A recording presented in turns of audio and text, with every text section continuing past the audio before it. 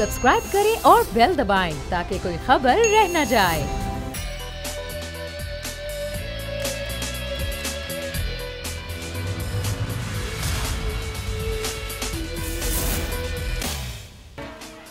बिस्मिल्लाहिर्रहमानिर्रहीम, अस्सलामुअलैकुम। प्रोग्राम में मैं सुमैया रिजवान आपको खुशामदीद कहती हूँ। नाजरीन, साल 2020 जब आ रहा था तो किसको मालूम था कि ज़िंदगी गुजारने के तरीक़ेकार तब्दील हो जाएंगे, बाज़ार बंद हो जाएंगे, कई लोग बेरोज़गार हो जाएंगे, स्कूल जाने, तालीमी इदारों में जाने, अपने काम पर जाने, घरों से बाहर निकलने, बाज़ार निकलना एक मुहाल होगा। बार बार तलकीन की जाएगी कि समाजी दूरी इख्तियार करें, घरों में रहें, मास्क पहनें, बार बार हाथ धोएं।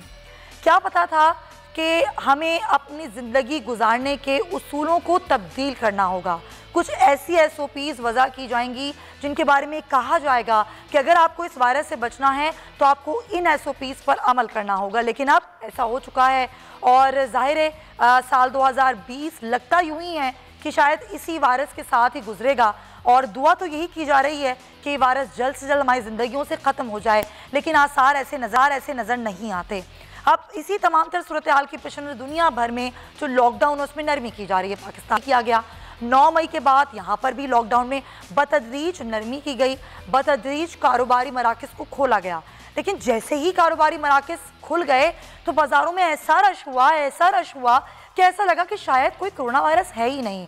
लोगों ने तमाम SOPs बुला दी, वो मीडिया, वो डॉक्टर्स, वो हुकूमत जो कहती रही इतने दिनों तक, इतने अरसे तक मीडिया भी बार बार कहता रहा कि क्या होती है सोशल डिस्टेंसिंग, आपने किस तरह बाहर निकलना है, आपने किस तरह लोगों से मिलना है, हाथ कैसे धोने हैं, मास्क क्यों लगाना है, डॉक्टर्स कहते रहे, हुकूमती इदारे कहते रहे।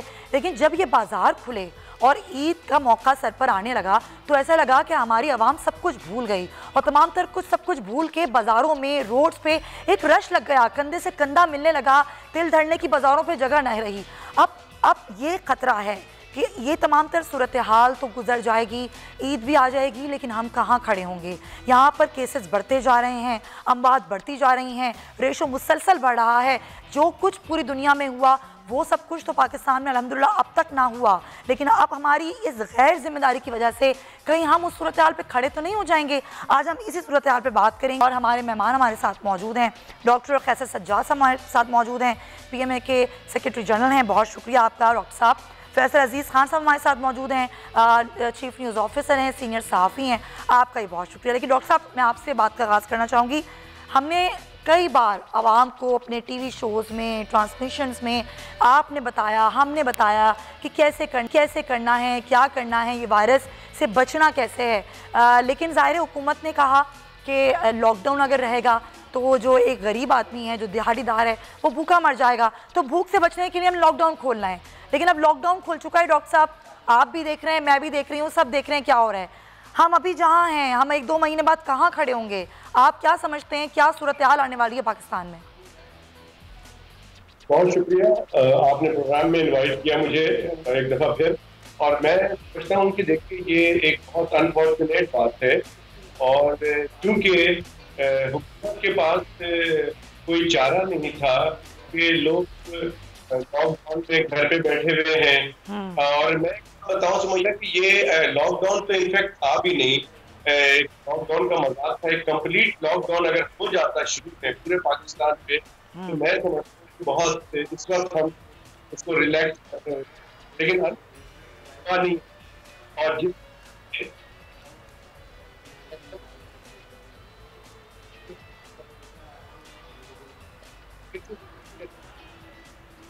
डॉक्टर साहब, आपकी आवाज़ सही तक नहीं पहुंच रही सही तरीके से। आपकी बात बड़ी इंपॉर्टेंट है, मैं आपकी जानिब आती हूँ ताकि ये जो टेक्निकल्स को ठीक करवाएं। फैसल साहब से बात करते हैं।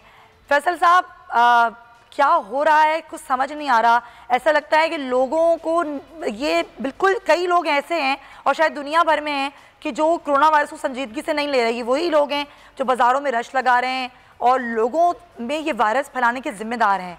अब इन लोगों की गैर जिम्मेदारी का खुमियाजा किस किस को भुगतना पड़ेगा?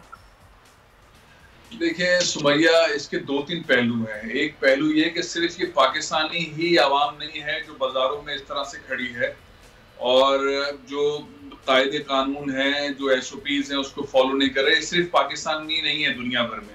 ये आपको फुटेज अमेरिका की मुख्तलिफ रियासतों का मिलेगा, जहाँ रेस्टोरेंट्स के अंदर वहाँ के लोग बैठे हैं, बाजारों के अंदर जिस तरह से जमा हो रहे हैं, ट्रैफिक के मनाजिर इस तरह के नजर आएंगे। ये ओवरऑल सारी दुनिया के अंदर लोगों का बिहेवियर इस तरह से, जिस तरह से वो लॉकडाउन के सिनेरियो के अंदर रहे, तो एक तो रिएक्शन है कि वो उस तरह से डील करना चाह रहे हैं।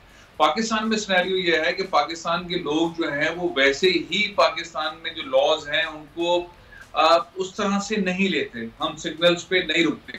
हम अगर कानून की पासदारी की बात की जाए तो हम उसको संजीदा लेते ही नहीं है। उसमें हमारी ब्यूरोक्रेसी भी शामिल है कि वो करप्ट है, मिसमैनेज्ड है, पॉलिटिसाइज है, और जो सियासतदान है वो इतने ऑर्गेनाइज नहीं है। उनकी बातें जो है कभी कुछ होती हैं, कभी कुछ होती हैं, लोग इस बात को माने, उस बात को माने, उस सिनेरियो का मामला। लेकिन ये बात बहुत इंपॉर्टेंट है जो आप कर रही हैं कि आप इस वाले सिनेरियो के अंदर जहां हम भूख से निकल के बाजार खोल के रोजगार की तरफ आए हैं, वहां पे इन एसओपीज को अगर फॉलो नहीं किया गया तो अगला बहरान क्या आ सकता है, क्या आ सकता है। और क्या हमारा हेल्थ सिस्टम इतना स्टेबल है फैसल साहब कि हम इससे निमट सकें, क्योंकि हमारे पास सहूलतें ही नहीं हैं। और ये सिर्फ एक सूबे की बात नहीं है, पूरे मुल्क की बात है। खुर्रम शेर जमान साहब हमारे साथ मौजूद हैं पाकिस्तान तहरीक इंसाफ से। खुर्रम साहब, एज ए अपोजिशन आप लोग बार बार सिंध हुकूमत को ये कहते रहे कि सिंध हुकूमत ने ये बहुत पहले लॉकडाउन कर दिया, इनके फैसले सही नहीं है, इनकी स्ट्रेटेजी सही नहीं है। आप ज़ाहिर वज़ीर आज़म के कहने पर पूरे मुल्क में लॉकडाउन में नरमी हुई, लेकिन आपने खुद देखा बैसे कराची के शहरी, और मैं भी ज़ाहिर कराची में रहती हूँ, क्या हो रहा है ना सिर्फ कराची बल्कि पूरे मुल्क में। बाज़ारों में लोग कितनी गैर जिम्मेदारी का मुजाहरा कर रहे हैं। अगर यही सब कुछ होता रहा तो फिर हम कहाँ खड़े होंगे? क्या हमारा हेल्थ सिस्टम इतना स्टेबल है कि संभाल सके इतने मरीजों को? नहीं जी, बिल्कुल भी सवाल ही नहीं पैदा। तो हमारा हेल्थ का निजाम तो पूरा तबाह हुआ सुबह में आपके सामने है। और दूसरी बात जो आप फरमा रही है, बिल्कुल ठीक कह रही हैं आप कि अगर इस तरीके से लोग एसओपीज को नहीं इम्प्लीमेंट करेंगे, नहीं उसके ऊपर एसओपीज के ऊपर काम करेंगे, तो फिर मैं समझ रहा हूँ कि हालात जाहिर है कि बुरे होंगे। लेकिन देखें, इन एसओपीज के ऊपर अमल कराना जिम्मेदारी किसकी है? हुकूमत सिंध की जिम्मेदारी है, चाहे पंजाब हुकूमत हो चाहे सिंध हुकूमत हो। हुकूमत की जिम्मेदारी है उस पर इम्प्लीमेंट करवाएं, क्योंकि हम तो आज भी कह रहे हैं कि देखें, हमारे पास हम अफोर्ड नहीं कर सकते हैं और ज्यादा लॉकडाउन को, हमें नरमी करनी पड़ेगी। लेकिन मैं देखें, ये जो टाइमिंग्स हैं ये सूट नहीं करते हैं। शाम के 5 बजे 4 बजे बाजार बंद हो जाना, मैं वफाक से भी रिक्वेस्ट करूंगा कि टाइम को बढ़ाया जाए, क्योंकि जब टाइम कम होता है तो हमारे घरों की खवातीन भी सब एक ही टाइम पे बाहर भाग जाती हैं, मर्द भी निकल आते हैं, बच्चे भी निकल आते हैं। थोड़ा टाइम ज्यादा हो, क्योंकि इस वक्त ईद का टाइम है। वैसे भी नॉर्मली आप देखें साल भर रमजान के महीने में बाजारों में रश जो है वो बहुत ज्यादा होता है बनस्बत नॉर्मल डेज से। लिहाजा अगर टाइम बढ़ा दिया जाएगा तो लोगों को। खुर्रम साहब, कुछ हद तक मैं आपकी बात से अग्री करूंगी, लेकिन जाहिर है जब ईद का मौका होता है तो ये कहना कि अगर हम बाज़ारों को नॉर्मल टाइमिंग में कर दें, तो आपको भी पता है कराची में रात के वक्त पे बाज़ारों में कितना रश होता है। और ये वो लोग होते हैं जिनको शॉपिंग नहीं करनी होती, जिनको सिर्फ तफरी करनी होती है। तफरी के नाम पर जिस तरह से यहाँ पर वायरस फैलेगा, फिर उसका जिम्मेदार कौन होगा खुर्रम साहब? अच्छा देखिए, आप बात बिल्कुल ठीक कह रही है। देखिए, हमारा तो काम है कि हमने जो लोगों के इश्यूज हैं उनको हाईलाइट करना है। लोग परेशान थे, उनकी परेशानी के लिए उनकी आवाज बने और हमने कोशिश करके लॉकडाउन की नरमी करवाई। अब ये हुकूमत की जिम्मेदारी है उसे इम्प्लीमेंट कराएगा। लेट्स से अगर कोई एसओपीज पे नहीं कर रहा तो उसको बंद करें। आज देखिए कराची के अंदर कल जो है कमिश्नर साहब ने जो है कराची की 4 बड़ी मार्केट्स को बंद किया है, 4 बड़े शॉपिंग सेंटर्स को, क्योंकि उन्होंने ठीक किया है। तो जो कानून नहीं फॉलो करेगा उसके खिलाफ तो जाहिर एक्शन होगा, उसमें तो हुकूमत को। लेकिन हुकूमत क्या करे? देखिए ना खुर्रम साहब, आपने कहा कि सिंध हुकूमत ये करे। पंजाब में भी कई मार्केट सील हुई, आज भी हुई, कल भी ज़ाहिर हमारी बात हुई थी मियां असलम इकबाल से, वो भी यही कह रहे थे कि हुकूमत क्या करे। जब लोग सुनते ही नहीं है, पूरी फैमिली बाहर निकल आएगी शॉपिंग करने के लिए, तो हुकूमत कितने लोगों को रोकेगी, कितने रज़ाकार खड़े करेगी? देखिए, यही वजह था कि प्राइम मिनिस्टर साहब ने टाइगर फोर्स भी बनाई थी, और वो मेरे ख्याल से कुछ दिनों में जो है अभी आपको सामने नजर आएगी, ताकि गवर्नमेंट की हेल्प की जाए, पुलिस की हेल्प की जाए। जाहिर आप ठीक कह रही हैं, आपकी बात 100% सही है कि गवर्नमेंट कितनी पुलिस लेकर आएगी, किस तरह करेगी। हालांकि मीडिया का बड़ा जबरदस्त रोल रहा है। मीडिया ने जिस तरीके से एसओपीज के बारे में बात की और कोविड को जिस तरह हाईलाइट किया है, उसमें तो खैर हम तहसीन पेश करते हैं मीडिया को, लेकिन डेफिनेटली आवाम को समझना पड़ेगा। और अगर आवाम नहीं समझेगी तो जाहिर है कि हम भी फिर अपना जो रोल प्ले किया है हमने वो हम नहीं कर पाएंगे। अच्छा, फिलहाल जो इकदाम है सिंध हुकूमत के, कुछ हद तक मुतमईन हुए हैं आप या नहीं? नहीं, क्या इकदाम है? मुझे तो इकदाम नजर नहीं आ रहे। कहने की हद तक तो जरूर है, नोटिफिकेशन की हद तक तो जरूर है, लेकिन देखें ना कि हमने जैसे कहा है कि हर डिस्ट्रिक्ट वाइज आप आइसोलेशन सेंटर्स बनाएं। एक ही हॉस्पिटल के अंदर कोरोना के पेशेंट को भी रखें, दूसरे को भी रखें। कोरोना के पेशेंट को ये पता होना चाहिए कि स्पेसिफिक बिल्डिंग है जो कि पूरी जो है ना उसको स्पेसिफिक कर दिया गया है कोरोना के पेशेंट्स के लिए। दूसरी चीज ये है कि जो टेस्ट हो रहे हैं उसका बहुत बड़ा इशू आ रहा है। लोग डर रहे हैं, हम देखें लोग टेस्ट कराने जा नहीं रहे क्योंकि गवर्नमेंट का टेस्ट हो जाता है और बाहर जाके पॉजिटिव 8,000 रुपए पे करते हैं जाके वो प्राइवेट से। अच्छा, ये क्या बात है खुरम साहब? ये जरा कंफ्यूजन है। एक सरकारी लैब से टेस्ट करवाओ तो पॉजिटिव आता है, अगर एक प्राइवेट लैब से करवा लो तो वो नेगेटिव आ जाता है, ये क्या सीन है? समझ से बाहर है। देखिए ना, फिर हम ये बात कहते हैं तो फिर हमारे पे तनकीद होती है। आज भी इनके सीनियर मिनिस्टर कह रहे थे कि खुर्रमशेर जमान जो है वो गलत स्टेटमेंट देते हैं। देखिए, ये तो आवाम बात कर रही है ना। अब 380 लोगों के टेस्ट हुए पीर जो गोद में, उन्होंने आके जब आगान से कराए तो वो सारे जो है नेगेटिव हो गए। तो ये टेस्टिंग किट्स का प्रॉब्लम हो सकता है या सैंपलिंग का प्रॉब्लम हो सकता है? ये सारे इश्यूज सुबह से इनके अंदर ही आ रहे हैं। देखिए, ये इश्यूज हमने पंजाब या केपी में तो नहीं देखे हैं। अच्छा। तो एक्चुअली यहाँ का हेल्थ का निज़ाम भी आपको पता है बहुत ज्यादा खराब है। यहाँ की जो हेल्थ मिनिस्टर हैं वो नजर नहीं आती हैं, वो नहीं आती हैं, वो जाए हॉस्पिटल्स में जाके विजिट करें। हो रहा क्या है, क्यों ऐसा हो रहा है कि सुबह से इनके अंदर इतने मसाइल आ रहे हैं? देखिए, मैं बड़ी गुजारिश की है, मुझसे आजकल बहुत ज्यादा नाराज है सिंध गवर्नमेंट। मैं सिर्फ ये कहना चाहता हूँ कि मेरी जिम्मेदारी है, मुझे आवाम ने मुंतखब किया है आवाम की इशूज को हाईलाइट करना। अब अगर सिंध में कुत्ते काटने से लोग मर रहे हैं, वैक्सीन नहीं मिल रही, तो मैं क्या खामोश होकर बैठ जाऊँ? घर में बच्चे मर रहे हैं भूख से, मैं चुप होके बैठ जाऊं? यहाँ पे जो है पीने के पानी से जो वाटर बॉर्न डिजीज इतनी ज्यादा है, तो क्या मैं खामोश होके बैठ जाऊं? अगर करप्शन हो रही है तो मैं चुप होके बैठ जाऊं? जो बात करते हैं वो कहते हैं कि नहीं, खुर्रमशेर जमान जो है वो पूरी दुनिया में मुल्क का नाम बदनाम कर रहे हैं। अरे भाई, आपके टेस्ट गलत हो रहे हैं ना। आप तो आपकी नालायकियां दिन ब दिन सामने आ रही है। तो क्या वो कहते हैं कि नहीं, आज के हालात में जो है ना सबको मिलजुल के बैठना चाहिए, सबके मिलजुल होकर सब खामोश हो जाएं, मिलजुल के अपनी आंखों को बंद कर दें, मिलजुल के पर्दा डाल दें। आज सईद गनी साहब ने कहा कि पंजाब के अंदर अपोजिशन पार्टी जो बड़ी जिम्मेदारी से अपना किरदार अदा कर रही है और इस तरह नहीं कर रही जैसे चल रही है। तो अगर पंजाब में आप अगर अपना आवाम के मसाइल, अपोजिशन तो कहीं भी जिम्मेदारी से अपना किरदार अदा नहीं करी। इंतहाई मतलब माजरत के साथ हमने इजलास देखे, कौमी असम्बली के भी, सेनेट के जो कोरोना पे बहस करने के लिए बुलाए गए थे, लेकिन वहाँ पे सिर्फ ब्लेम गेम हुई। हमें आवाम की फलाह बहबूद के लिए ना पहले कभी नजर आया कि कुछ कर रहे हैं, ना आज नजर आ रहा है। बहुत शुक्रिया खुर्रमशेर जमान साहब आपका। जमील फराजा साहब हमें ज्वाइन कर चुके हैं, ताजिर रहनुमा हैं सिंध ताजिर इत्तेहाद के। जमील साहब, कई दफ़ा बात हुई, आप लोग परेशान थे, तमाम ताजिर मुल्क भर के परेशान थे कि कारोबार खोल दें, हम SOP पर अमल करेंगे, लेकिन किसी दुकान पे कहीं कोई SOP पर अमल होता हुआ मुझे तो कराची में दिखाई नहीं दिया। मैंने कई मार्केट्स का विजिट किया, ना दुकानदार SOP पर अमल कर रहे थे, ना ग्राहकों से कह रहे थे कि वो SOP पर अमल करें। तो फिर अब तो दुकानें बंद होंगी, तो फिर क्या करेंगे आप? सबसे पहले एक बात ये समझें कि हमने कहा कि आप बहुत थोड़े दिन रह गए हैं। ये 4.25 करोड़ की आबादी का शहर है। इसमें आप कम से कम हमें 24 घंटे दुकानें खोलने का मौका दें। ग्राहक को पता चले कि हम हर वक्त जाके खरीदारी कर सकते हैं।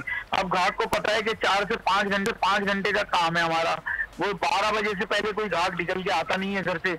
उससे पहले आप देखें सन्नाटों का राज होता है, दुकानें खुली हुई भी है तो सन्नाटों का राज है। तो 12 से 1 बजे जब ग्राहक निकल के आएगा 4 घंटे के अंदर पूरी मार्केटें फुल हो जाती हैं। अब पता है, हम अपने दुकानदारों को तो SOPs पर अमल कराने के लिए इत्तेफाक कर सकते हैं, रोक सकते हैं, सब कुछ कर सकते हैं, लेकिन आने वाले उस मजमे के लिए हम क्या करें जो मजमा सुन ही नहीं रहा है किसी। वो तो आप सही कह रहे हैं, आवाम बहुत गैर जिम्मेदारी का मुजाहरा करें, लेकिन जमील साहब अगर आप ये कह रहे हैं कि 24 घंटे के लिए मार्केट खुली रहे हैं, मैंने बात मेरी पूरी करने दें। मैं माजरत के साथ बात, पता है बात यह है कि हमने ये बात कही थी पहले भी और अब भी हमने ये मुतालबा रखा है, ठीक है, कि हमारे साथ जब तक आप वॉलंटरी तौर पे कोई लोग नहीं मिलाएंगे, कोई आप इंतजामिया के लिए, जब तक ये मामला हल नहीं हो सकता, इंतजामिया के लोग उन्हें रोक सकते हैं बाहर लोगों को, सही है, मार्केटों से बाहर। ठीक है जमील साहब, बहुत शुक्रिया आपका। ज़ाहिर है आपका और तमाम ताजिर रहनुमाओं का यही मौक़िफ़ है कि मार्केटें प्रॉपर टाइमिंग पे खोल दें तो फिर ये रश नहीं लगेगा। डॉक्टर साहब, ये आपने सुना, ज़ाहिर ताजिरों का अपना मौक़िफ़ है, हुकूमत का अपना मौक़िफ़ है, अपोजिशन का अपना मौक़िफ़ है, लेकिन डॉक्टर्स हज़रात तो बार बार यही कह रहे हैं ना कि हमारा हेल्थ सिस्टम नहीं है इतना केपेबल कि संभाल सके। तो वो जो आप बता रहे थे कि हम अभी कहाँ खड़े हैं और अगले 2 महीने बाद हम कहाँ खड़े होंगे, क्या सिचुएशन होगी पाकिस्तान में? देखिए, ये एक बहुत ही अफसोसनाक सिचुएशन हम देख रहे हैं कि जब से लॉकडाउन खत्म हुआ और जिसकी एक्सपेक्टेशन की जा रही थी कि जब लॉकडाउन खत्म होगा तो हम आवाम जो है वो कानून को फॉलो करते नहीं है, तो कोई भी हमने डिफरेंट मीडिया पे ये बात की, चैनल पे ये बात की कि अगर लॉकडाउन जब रिलैक्स करेंगे तो यकीनन लोगों का रश होगा। कि वही बात हुई है कि लोग जो है इस तरह लग रहा है कि शायद हमारे मुल्क से कोरोना का खात्मा हो गया है और या फिर ये आखिरी ईद की तैयारी है, इसके बाद शायद नहीं होगा। लोगों ने अपनी जान की परवाह किए बगैर रश लगा लिया है, बगैर मास्क के, बगैर सोशल डिस्टेंसिंग के, जो कि बहुत ही अफसोसनाक है। और इसका नतीजा यकीनन हम जो कैलकुलेट करेंगे तो वो ईद और ईद के फौरन बाद बहुत ज्यादा केसेस के होने के चांसेस हो सकते हैं।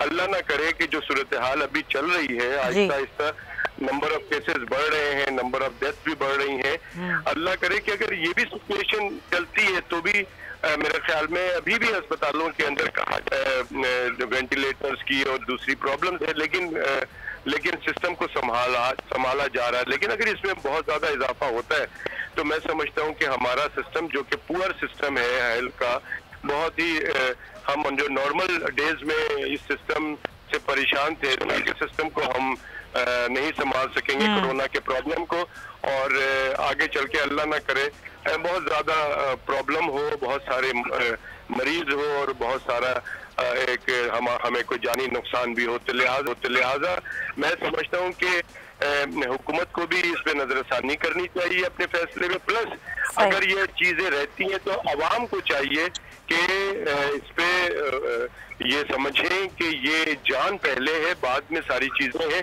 और उसकी जो SOPs बनाई गई है, अगर बाहर निकल रही है तो आपने सोशल डिस्टेंसिंग रखनी है। मैं कहता हूँ कि हुकूमत एक कानून बना दे कि जो भी आदमी घर से बाहर निकले वो मास्क लगा के निकले, उसके बगैर मास्क के बगैर घर से बाहर निकला ना जाए, और उसमें कोई ना कोई। अच्छा, ये SOP बनी हुई है, ये भी कहा गया है कमिश्नर कराची की जानिब से कि एक ही फर्द बाहर निकले, लेकिन यहाँ पूरी फैमिली, क्योंकि मैं खुद विजिट करके आई, मैंने देखा कई मार्केट्स में बच्चों को लेकर औरतें निकली हुई हैं।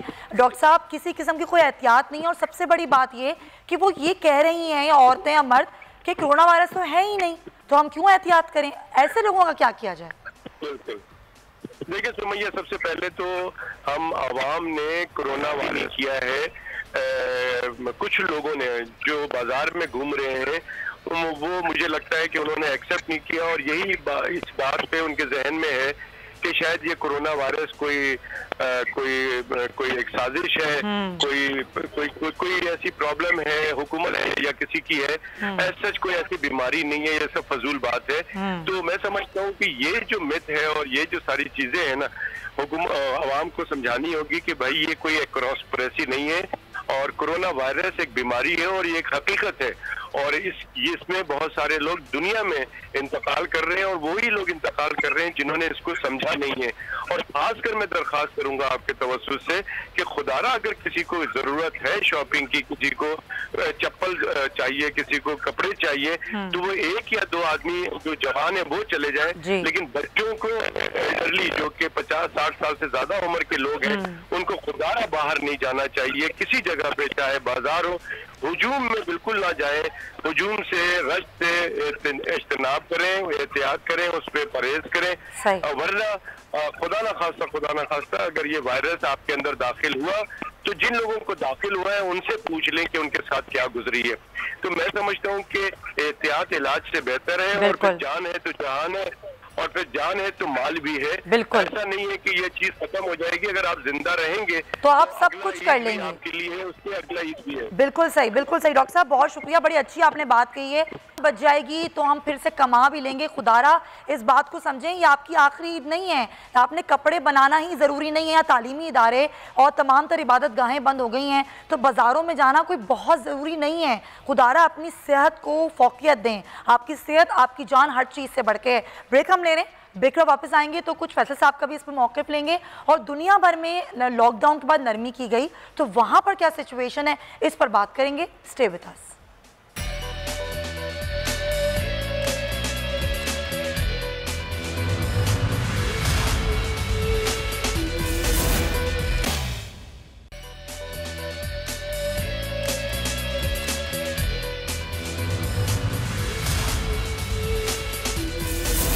Welcome back to the show. और हम बात कर रहे हैं कि लॉकडाउन में नरमी की गई। आज नरमी का आखिरी रोज़ था, ज़ाहिर 3 दिन के लॉकडाउन फिर सख्त होगा, लेकिन क्या हम इस बात को समझ रहे हैं कि जो SOP वज़ा की गई है हमें उस पर अमल करना बहुत ज़रूरी है, वरना ये वायरस हम अपने हाथों से खुद अपने घर लेके जाएंगे। और हम लोग वो कौम है जो जब उस वक्त तक नहीं समझती जब तक हमारे घर में ये चीज़ ना आ जाए, खुदा ना खास्ता। तो फैसल साहब, डॉक्टर साहब ने भी वाज़ेह कर दिया, बार बार कहा जा रहा है कि हमारा हेल्थ सिस्टम इतना कैपेबल नहीं है, खुदारा एहतियात करें।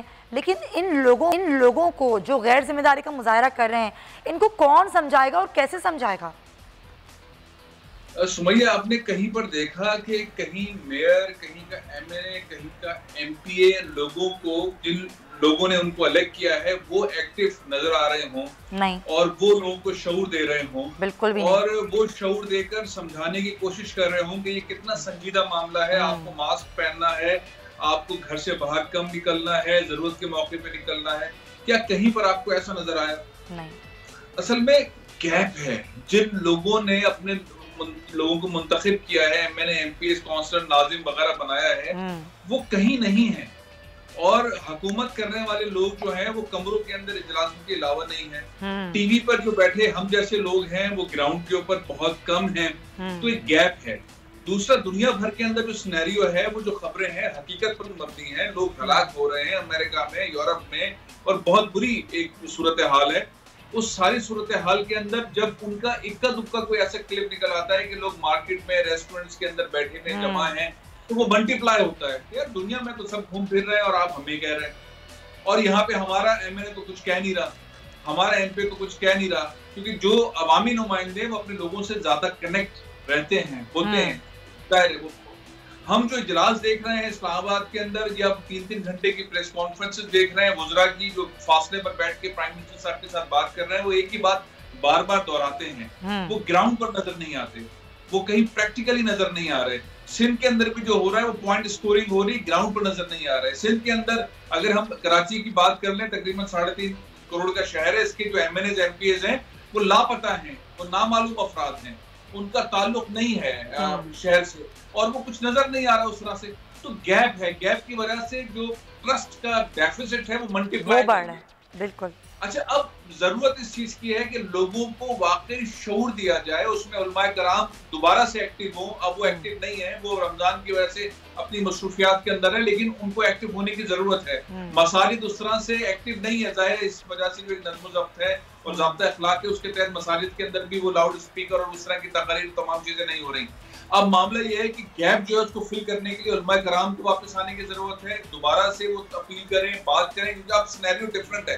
अब बाजार खुल गए हैं, 3 दिन बंद रहेंगे, हुकूमत को चाहिए कि उसको जरा और सख्त करें, अदरवाइज हम उस वाले फेज में जा सकते हैं जहाँ पे शायद फिर अस्पताल संभाल ना सकें। बिल्कुल, आप सही कह रहे हैं, संभाल ना सकें।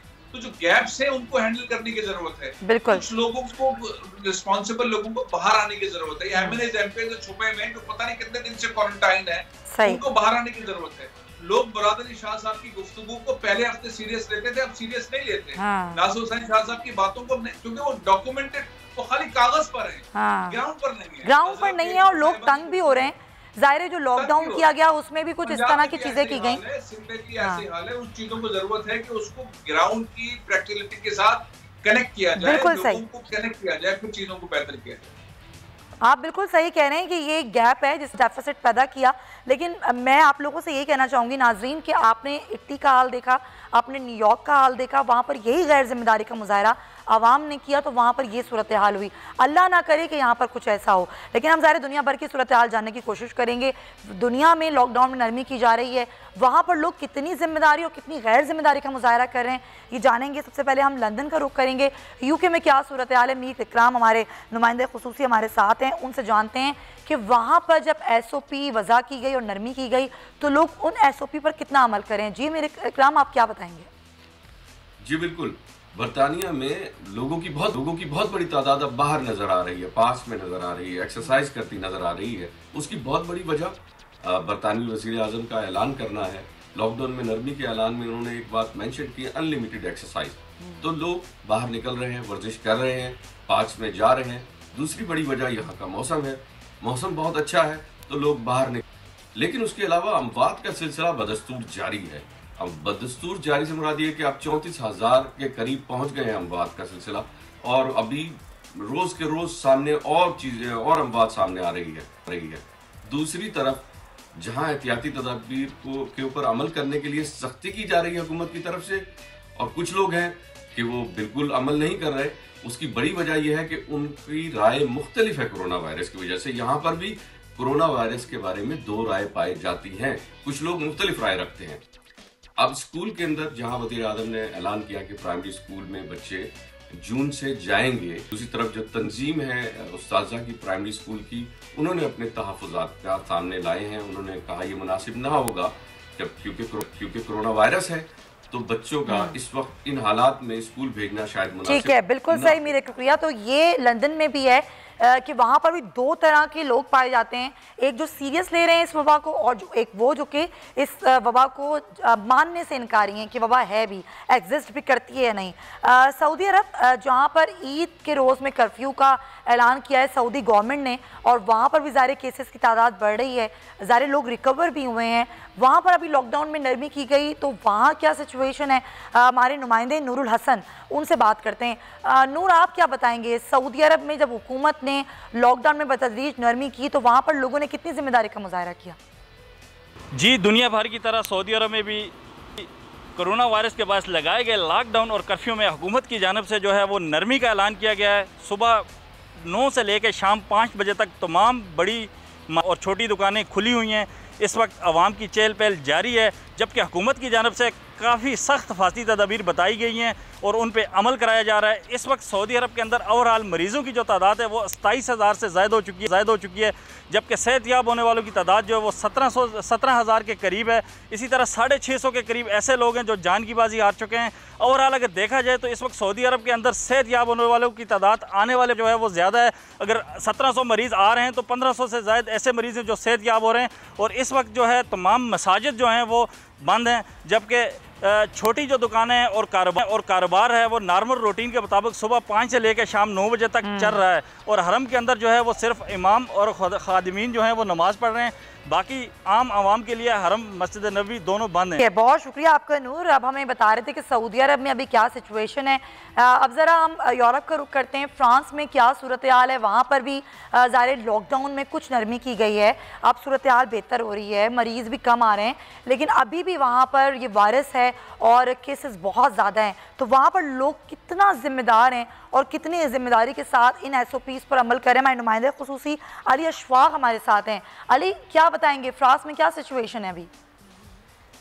जी बिल्कुल, फ्रांस में 16 मार्च से शुरू होने वाला लॉकडाउन 8 हफ्ते के बाद 11 मई को जुज़वी तौर पर ख़त्म कर दिया गया है। तमाम कारोबार खोलने की इजाज़त है। मांसवाए रेस्टोरेंट, थिएटर, कैफ़े बार और बड़े कमर्शियल सेंटर बदस्तूर बंद रहेंगे। बड़े इज्तिमात पर पाबंदी बरकरार रहेगी। 4,37,000 यूनिट कारोबार और दफातर खोल दिए जाएंगे। फ्रांस को 2 हिस्सों में तकसीम किया गया है। दारुल हुकूमत पेरिस समेत जिन इलाकों में वायरस का जोर है उसे रेड जोन करार दिया गया है। बाकी 70% फ्रांस को सबज जोन में ही शामिल किया गया है।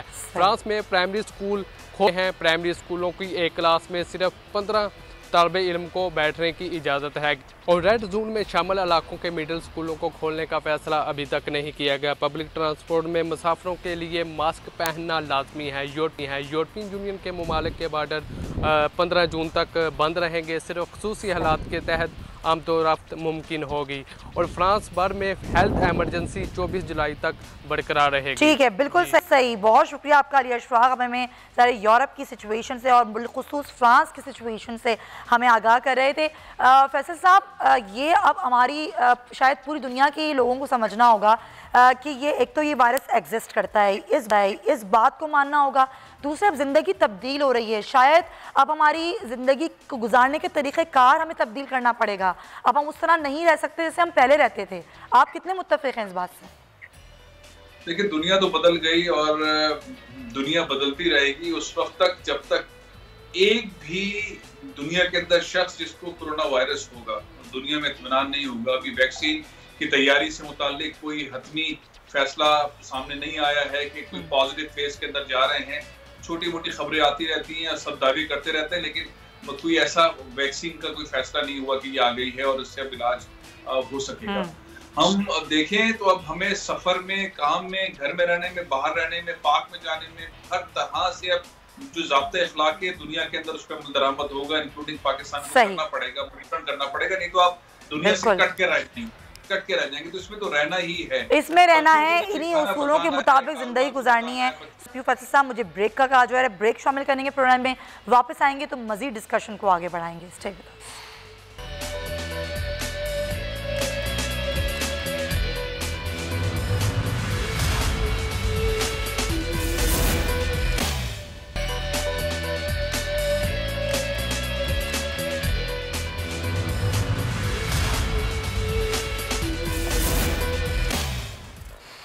Welcome back to the show. और रमज़ान के दूसरे अशरे का आज आखिरी रोज़ है। आज फर्जंदान इस्लाम एहतिकाफ में बैठ जाएंगे और ज़ाहिर है अब जिस तरीके से कोरोना वायरस के तहत तमाम तर सूरत हाल अब तब्दील हो चुकी है, तो इन्हीं SOPs के तहत, जिस SOP के तहत दीगर इबादात होती रही हैं, अब एहतिकाफ भी किया जाएगा। जामे बनूरिया की जानिब से भी एक एलामिया जारी किया गया जिसमें कहा गया कि मसाजिद में एहतिकाफ तो होगा लेकिन SOP के साथ। तो वह SOPs क्या होंगी, इस पर हम बात करेंगे। हमारे साथ मौजूद हैं मुफ्ती मोहम्मद नईम साहब, जामे बनूरिया के हैं। बहुत शुक्रिया आपका मुफ्ती साहब। अब आप ही की जामे बनूरिया का एलामिया जारी किया गया कि SOP के तहत ही एहतिकाफ में जो है वो बैठा जाएगा। वो SOP क्या होंगी और कितने लोग हैं जो कि बैठ सकेंगे एहतिकाफ में, तादाद क्या होगी?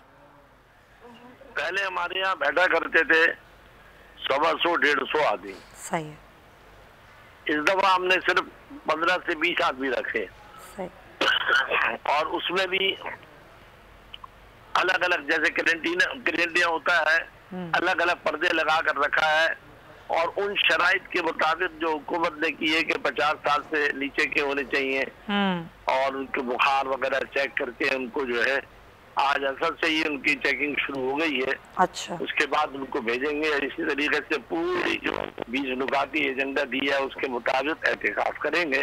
अच्छा। क्योंकि एहतिकाफ नबी अकरम सल्लल्लाहु अलैहि वसल्लम ने सारी जिंदगी किया है, कभी नहीं छोड़ा। और एहतिकाफ होता भी मस्जिद में है। जैसे बाद लोग कह रहे हैं घरों में एहतिकाफ कर लो, घरों में कोई एहतिकाफ नहीं होता मर्दों का।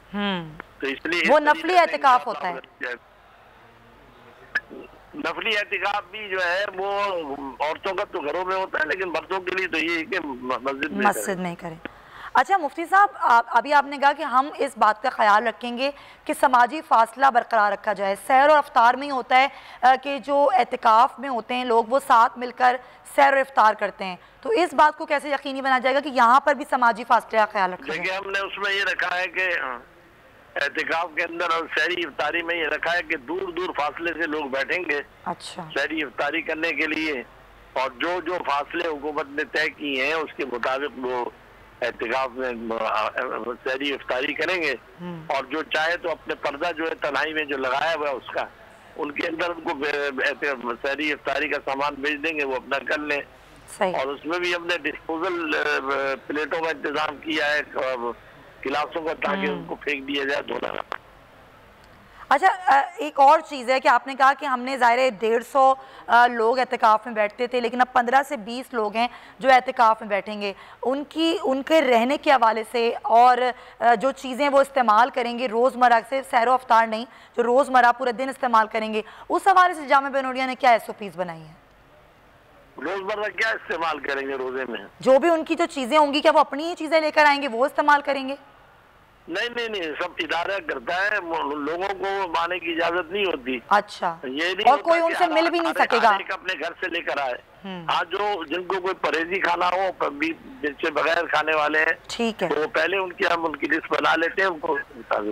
अच्छा मुफ्ती साहब, क्योंकि महकमा दाखिला सिंध ने तो कहा कि कोई हुकूमत ने तो कोई फैसला किया ही नहीं एहतिकाफ होगा या नहीं होगा, क्योंकि बाकी सूबों में तो बता दिया गया कि कहाँ होगा। पंजाब में तो खैर ये कहा गया कि एहतिकाफ होगा ही नहीं, लेकिन बलूचिस्तान और KP के मशरूत परमिशन दी गई, लेकिन सिंध में तो अभी तक कोई फैसला नहीं हुआ। आप लोग जो SOP पर अमल कर रहे हैं वो खुद ही कर रहे हैं, अपने तौर पर कर रहे हैं, बाकी मसाजिद में लोग क्या करेंगे फिर? जो उसूल और SOP बनाए गए हैं, हाँ, तो उसके मुताबिक करेंगे। जब बाजारों के अंदर खोल दिए गए, दुकानें खोल दी गई हैं, उसमें इतना ज्यादा रश है, इस पर SOP और काबू नहीं किया जा रहा, जबकि सबसे ज्यादा काबू जो है SOP पर कर रहे हैं वो मसाजिद वाले कर रहे हैं। बिल्कुल ऐसे ही। आज भी मसाजिद में आप चले जाए कर रहे हैं, तो जहाँ इत्माम हो रहा है उनको छेड़ना, इबादत को और जहाँ बिल्कुल एहतमाम नहीं हो रहा उनको कुछ नहीं कहना, ये तो समझ में नहीं है। ये बिल्कुल आप सही कह रहे हैं। अच्छा मुफ्ती साहब, ईद की नमाज के वाले से भी बहुत बहस हो रही है, हुकूमत अभी भी इस बारे में कोई अभी फैसला तो नहीं कर पाई है। ईद की नमाज इन SOP के साथ कैसे हो सकती है, ईद का इज्तिमा कैसे हो सकता है? SOP के साथ जुम्मा हो जाता है, ईद की नमाज भी ऐसी SOP के साथ हो, कौन सा मसला है? अच्छा हो सकती है। है ईद की नमाज में लोग ज्यादा है, हाँ, तो फिर एक नमाज नहीं 2 नमाजें हो जाए, 3 नमाजें हो जाए, 4 नमाजें हो जाए, उसमें क्या है? ठीक है, बिल्कुल सही। बहुत शुक्रिया आपका मुफ्ती मोहम्मद नईम साहब। वैसे साहब, मुफ्ती साहब बिल्कुल सही कह रहे हैं, बाकी ज़िंदगी की तमाम तर चीज़ें चल रही हैं, मसाजिद में, इबादत गाहों में तो ज़्यादा SOP पर अमल हो रहा है। तो मुझे मतलब मेरा अपना ज़ाती ख्याल ये है कि यहाँ पर तो बहुत बेहतर तरीके से हो सकती है हर चीज़। आप क्या कहेंगे, आपका क्या मौक़िफ़ है?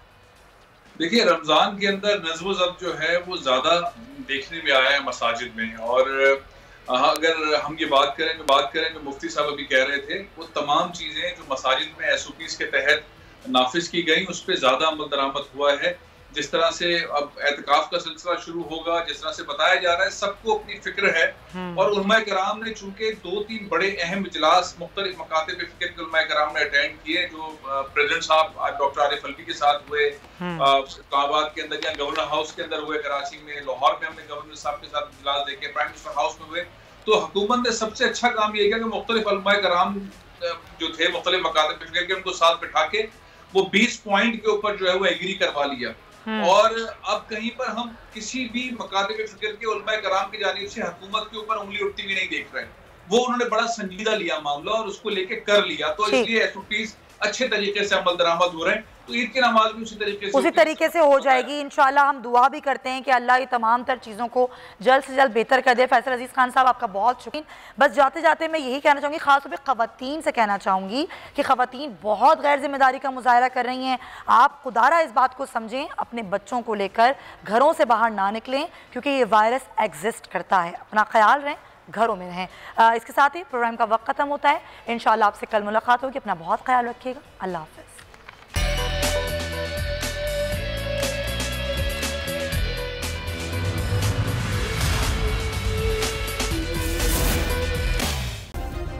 सब्सक्राइब करें और बेल दबाएं ताकि कोई खबर रह न जाए।